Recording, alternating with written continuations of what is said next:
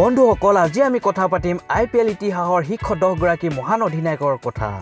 আপোনালোকক জনাবলৈ চেষ্টা কৰিম এই 10 গৰাকী অধিনায়কে IPLত কিমানবাৰ তেওঁলোকে নিজ দলৰ অধিনায়কৰ ভূমিকা পালন কৰিছে বৰ্তমানলৈকে।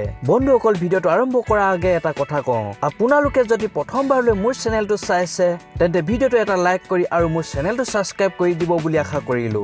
এতিয়া আহকচোন ভিডিঅটো মাজলৈ যাওঁ। প্ৰথমে 10 নম্বৰৰ পৰা আৰম্ভ কৰোঁ। 10 নম্বৰত আছে শচীন তেণ্ডুলকাৰ। তেওঁ 51খন IPL মেচত অধিনায়ক কৰিছিল। 9 নম্বৰত আছে বীৰেন্দ্ৰ সেহৱাগ। তেওঁ 53খন IPL মেচত অধিনায়কৰ ভূমিকা পালন কৰিছিল। 8 নম্বৰত আছে চেন ওৱান। তেওঁ 55খন মেচত অধিনায়কৰ দায়িত্বত আছিল। 7 নম্বৰত আছে শ্ৰেয়াছ আয়াৰ। তেওঁ বৰ্তমানলৈ 55খন মেচত অধিনায়কৰ দায়িত্ব পালন কৰিছে। 6 নম্বৰত আছে ডেভিড ৱাৰ্ণাৰ। তেওঁ বৰ্তমানলৈ 69খন মেচত অধিনায়কৰ দায়িত্ব পালন কৰি আহিছে। 5 নম্বৰত আছে আডাম গিলখ্ৰিষ্ট। তেওঁ 76খন IPL মেচত অধিনায়কৰ দায়িত্বত আছিল।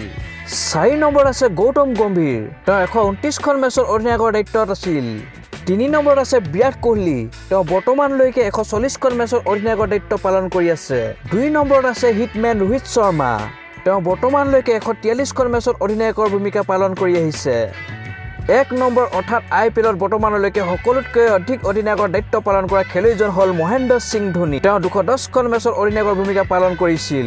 তো বন্ধুসকল আজি ভিডিঅ'টো এইখিনিয়ে। IPL আহি আছে, IPLৰ প্ৰতিটো খবৰ আপোনালোকক মই দি যাবলৈ চেষ্টা কৰিম। চেনেলটো সাবস্ক্ৰাইব কৰি ৰাখিব মোৰ ভিডিঅ'সমূহ পাই থাকিবলৈ। এতিয়া আহোঁ, ধন্যবাদ। জয় আই অসম।